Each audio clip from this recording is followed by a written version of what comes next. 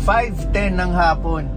So kahapon po, sinelebrate po namin yung birthday ng aking mother-in-law kasama yung mga relatives. And then kaninang umaga, yung nakita nyo pong video, nag-deliver po kami ng food sa office po ng aking mother-in-law kasi nagpakain naman po siya sa kanyang mga office mates.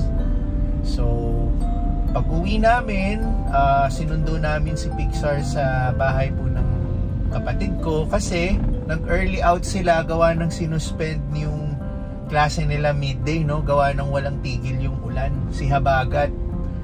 So pagkasundo namin kay Pixar, umuwi na po kami sa bahay and then nagpahinga na po kami. So ang Monday po namin, yun lang, no? Ano pa ba? So tomorrow, as usual, panibagong week ngayon, ang aming usual task gagawin po namin.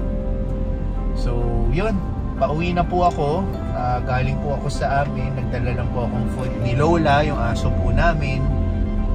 Ubus na kasi. So yun, pag uwi, relax na kami sa bahay and then bukas ulit, di ba? Next day tayo. Check nyo nga pala yung buhok ko. Kinulayan ni Tinsel kagabi. Kasi ganito yon. Nagkukulay siya ng buhok. Tapos napadaan lang ako sa kwarto. Idinamay na ako. Well, wala na tayong magagawa. Ito na yung kulay niya. So anyway, nandito tayo ngayon sa papunta tayong Talipapa. Yan, kukuha tayong karne.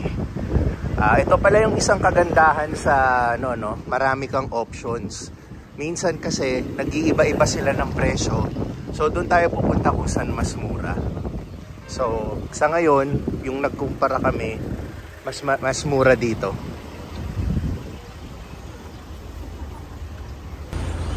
Okay. Umorder na tayo ng giniling, babalikan na lang natin. So ngayon, walking distance lang. Pupunta ngayon tayo ng Sabon Depot.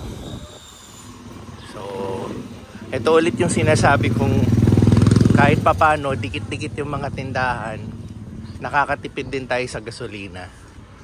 So yung mga kailangan naming bilhin, magkakatabi-tabi lang, magkakalapit-lapit lang.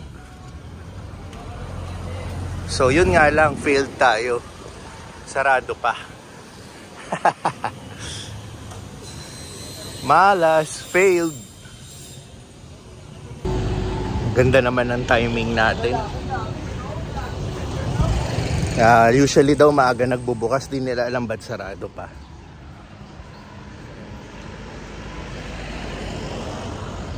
So balik na lang tayo kay Miss Cherry para antayin yung giniling.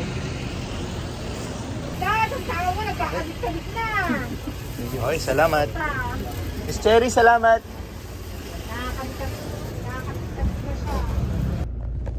Yun. Yabang ko pa, no?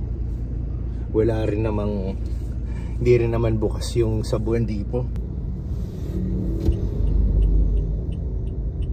Dito tayo.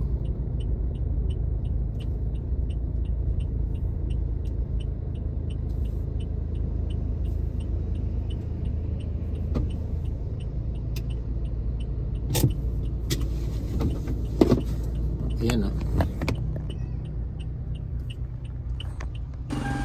Okay, done na sa dishwashing ngayon. Bigas naman. May magbubukas nga palang restaurant to. So dito tayo sa bigas.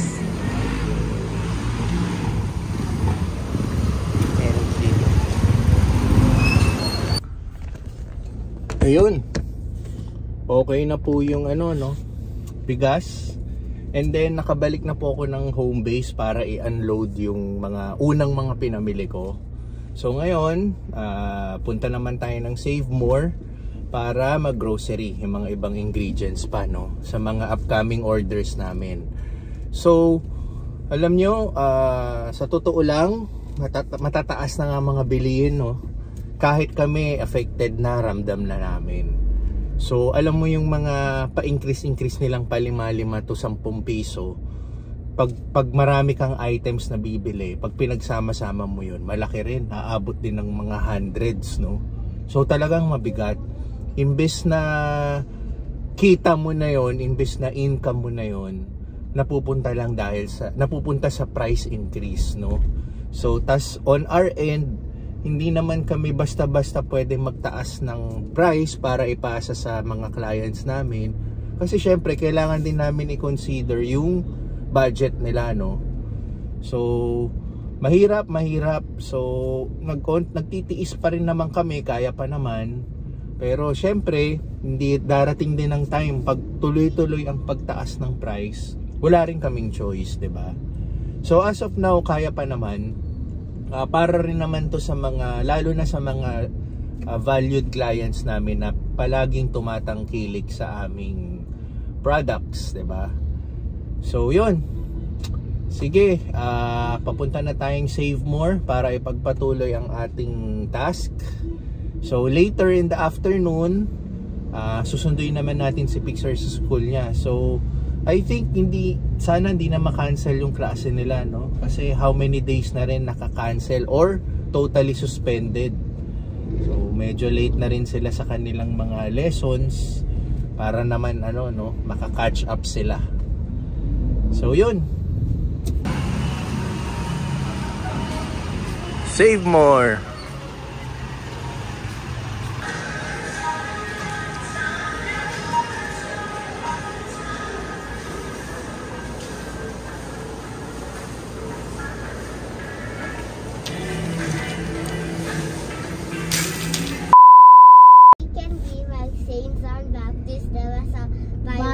Listen to our parents. Saint John Baptist did not listen to his parents. Oh? When he Really? was a kid. Wait, Saint John Baptist de La Salle did not like his parents. That's why he just left his parents dead. Yeah, you have the same class and the same teacher. My advisor is a CL teacher, and my advisor is his CL teacher. My advisor is a language teacher. Oh, okay. Teacher Claire is a language teacher? Your advisor? Wait, yeah? Is Miss Arlene your substitute? No. Who's your substitute for language? Secret. Miss Lenny Robredo. I can see this. That's my ID. Why does it say you're grade 1? I don't know. Yeah, I noticed that. Your ID is grade 1. Because I think it's an old ID. Yeah. Dude, you look so... Bro. So yun. Okay na si Pixar. Naka-prepare na siya para sa kanyang baseball practice. So mag-aantay na lang sila ni Ax ng mga 1 oras pa siguro, no, bago magsimula.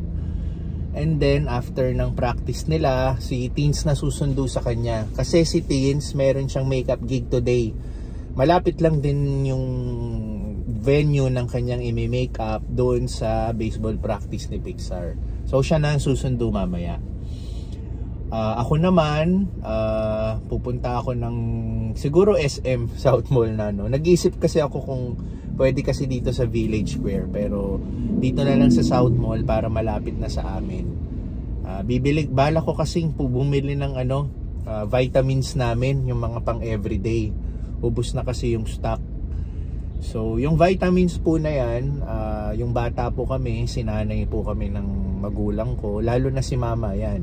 Sinanay kami na mag-vitamin C everyday at minsan B-complex, yun. So ako naman ngayon hanggang sa pagtanda, ito may pamilya na, ini-implement ko rin na mag-vitamins kami everyday. So may times nakakalimutan, pero most of the time naman nakakapag-vitamins kami. Ang plano ko palang bilhin is yung vitamin B-complex plus vitamin C, magkasama na. So nababasa-basa ko dun din sa mga social media, no. Hindi rin maganda yung sobrang taas ng milligram ng vitamin C. Kailangan balance lang din. In fact, ewan ko paki-correct na lang ako. Ang advisable is at least 90 milligrams per day. Yun. Syempre haluan mo na rin ng iba't ibang vitamins. Kaya ang plano ko is vitamin B complex. Yun ang bibili natin. Tsaka syempre, chichibog na rin ako ng onti sa South Mall. Di pa ako nakakapag-lunch eh. Naka-ano pa kasi ako, naka-intermittent fasting ako. So yun. Sige. So nandito na tayo. Di pa rin ako makaget over sa bagong kulay ng buhok ko, no? Anyway, yun. Dito na nga tayo sa South Mall. Tingin muna tayong vitamins, no?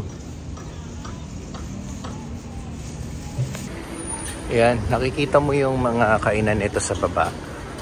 Di ba nung kailan na nagbukas na yung bagong food court? Before kasi, yung hindi pa nire-renovate yung food court, itong mga stalls na to, andun pa sila sa food court. And then ngayon, sandali lang, invest. Okay, chinek lang yung bag ko, yung security. Anyway, ayun nga, no, yung nagawa na yung food court, kinausap ko yung isa sa mga nagtitinda doon, no. Sabi nila, hindi na yata sila makakabalik doon, gawa ng tinaasan na yata yung renta, hindi na yata nila kaya. According lang yun sa mga ano, hindi ako sure. So, may magtatayong anti-ants dito. Meron kasing anti-ants dun sa harap, maliit lang. So, may bago na namang ano dito sa gitna. Ayan. Ano ba to? Parang Korean eh, no? So, anyway, yun nga, no? Yung mga shop doon sa likod ng mga dating nasa food court, hindi na sila makakabalik doon gawa ng tinaasan na daw yung renta. So parang hindi na yata nila kayang bayaran. So hindi nang nila alam kung hanggang kailan sila ron.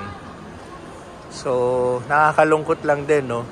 Dahil ni-renovate, tapos tumaas bigla yung renta. Samantalang nandun ka before, hindi naman nire-renovate, okay naman. Well, business is business, ganun talaga. Nakakaawa lang din naman syempre yung may mga nagne-negosyong maliliit, no? So yun, dito tayo sa Watson's to. Tingin tayo ng B complex. Okay, nakabili na tayo ng B complex. So bumili na rin ako ng lunch ko, pero yung lunch ko light lang. At syempre, hindi mawawala ang Boss Coffee. Ito tayo sa Boss Coffee. So, ito ang ating meal. Crispy pork, siomai, kikiam, sweet and spicy sauce, sweet chili sauce, at syempre, yung ating inaantay na ito. Ayun, iced coffee. Yan, kompleto na. Ito lang kakainin ko kasi magdi-dinner na kami, no, in a few hours. So para lang may laman yung chan ko. So ito ang kagandahan sa intermittent fasting, no. Para na rin ako nagda-diet kasi hindi ganun kaano yung appetite ko sa oras na nang pwede akong kumain. So okay na ako dito. So may times naman takam na takam ako, gusto kong kumain ng marami. And okay lang yun kasi sa intermittent fasting naman, yung window na pwede kang kumain, pwede mong kainin at kahit ano at kahit gaano karami. So syempre hindi talaga mawawala to. Na-miss ko rin to, no? Dahil may mga 5 days, 6 days na rin ako hindi nakakabalik dito sa SM. Kala mo tagal eh, no? So far yung September natin ngayon dito sa SM, may mga decoration na ng pang Pasko yan, no? So di ko pa naririnig sa ngayon, no, si Jose Marichan. Baka sa ibang lugar dito. So yun, talagang yung Vermonts naglalagay na sila ng decoration. So yun, okay. Sibog muna tayo.